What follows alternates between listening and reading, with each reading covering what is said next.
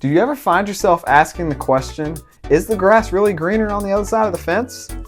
Or do you ever find yourself wondering, when will pigs really fly?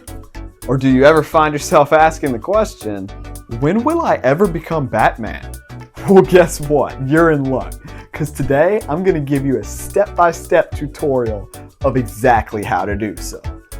Buckle up and get ready, because it's time to live your best life now.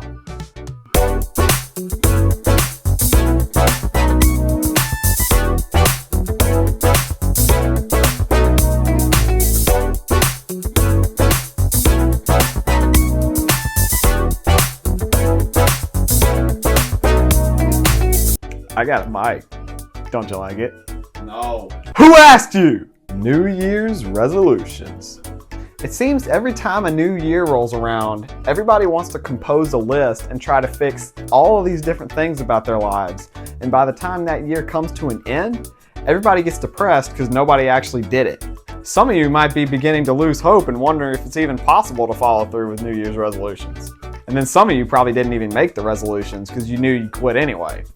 But see, here's the thing. Your problem does not lie within your drive to fulfill the resolutions. The problem actually resides within the resolutions themselves. New Year's resolutions were born to fail. You need to take on a different approach if you truly want to succeed. I'm going to break this down into a few pointers and we'll walk through it step by step. Number 1, do not care. You want to know why you keep failing your New Year's resolutions? It's because you actually care. You can't tell me that just telling yourself you're going to start doing something is actually going to make it happen. One does not simply just become Batman by telling himself he's Batman. One becomes Batman by not giving a rip.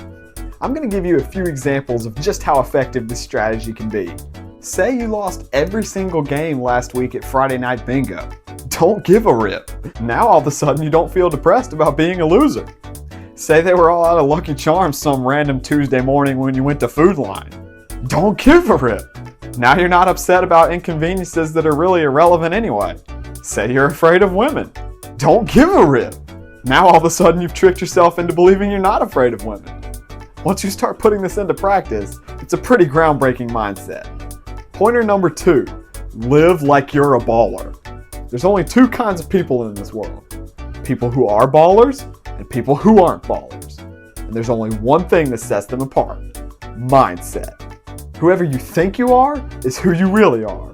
If you don't think you're a baller, guess what? You're not a baller.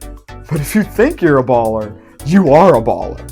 The saying that you can do whatever you put your mind to is very true in this scenario. Whatever trajectory you think you're on inside your mind is exactly the direction you're headed.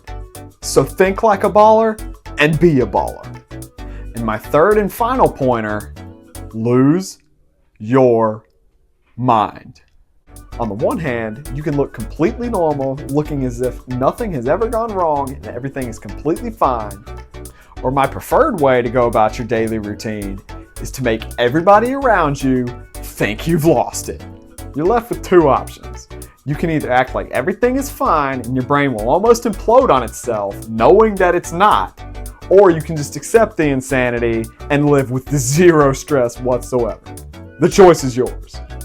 And now for everybody's favorite part of the video, it's question time. The Baseman07 asks, can you fart and sneeze at the same time? Before I answer this question, I just want to point out how this is a perfect example of somebody who does not care. Most people wouldn't even dare ask this question because they're way too scared of what people might think. But my brother D-Roo does not care, and he is living his best life. And as for the question at hand, the answer is yes, and it's an awakening experience. And while we're on the topic, Holly Anderson asks, why is toilet paper round and not accordion shaped like sticky notes without the sticky part? First of all, the kind of machine that you would have to engineer to perfectly fold the toilet paper over on itself until you stack to a full roll would be so over-engineered that it'd be way out of the budget. Secondly, you now bring into play cardboard boxes that you have to enclose all the toilet paper in, like a tissue box, rather than just a single cardboard spindle, which is way overkill. And as for my second point in my case, time efficiency, when you need to get in and get out, you cannot mess around with the inefficiency of accordion style.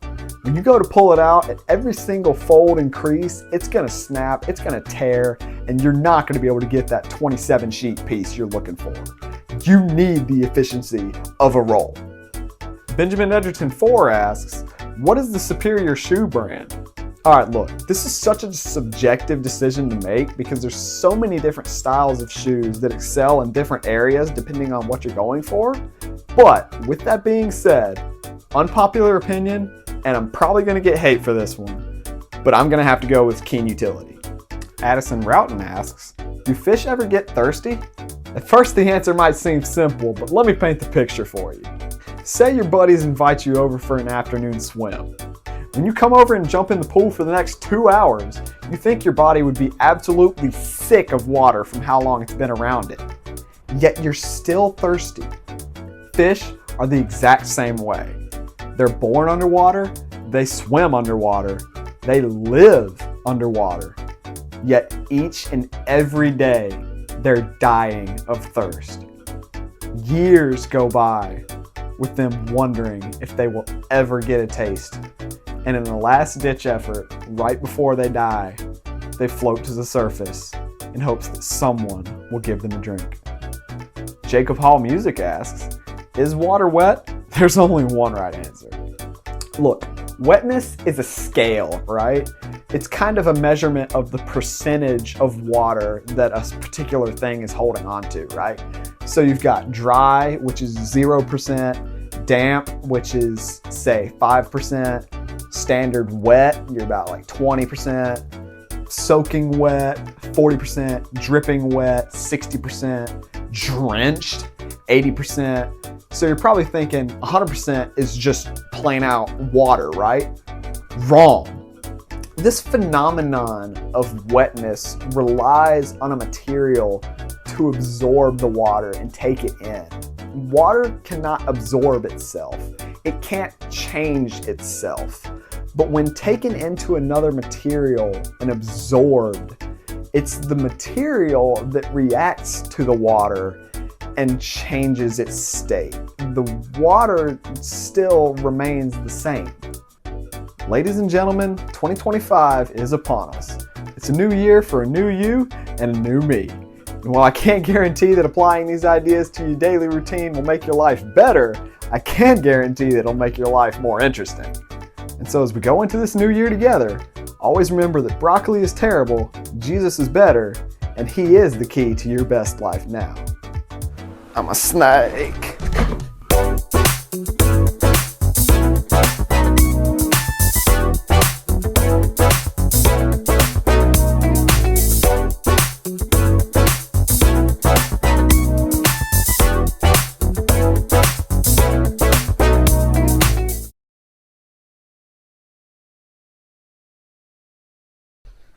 Dude, sometimes I just start pacing around this room for no good reason, trying to figure out what the heck I'm gonna make this video about. Cause I don't know, man. I'm still trying to figure that out. But it's fine. I'll figure it out. Later.